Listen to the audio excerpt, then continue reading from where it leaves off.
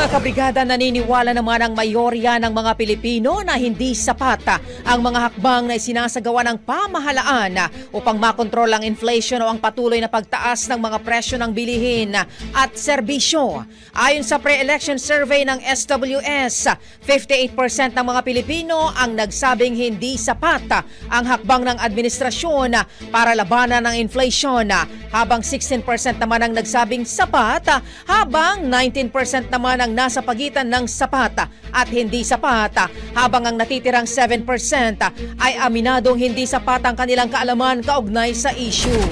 Batay sa survey na kinabibilangan ng 1,800 na mga respondents, 59% sa kanilang nakaranas ng mataas na presyo ng bigas sa nakalipas sa 3 buwan, habang 25% ang nagulat ng pagtaas sa presyo naman ng karne tulad ng baboy, manok at baka.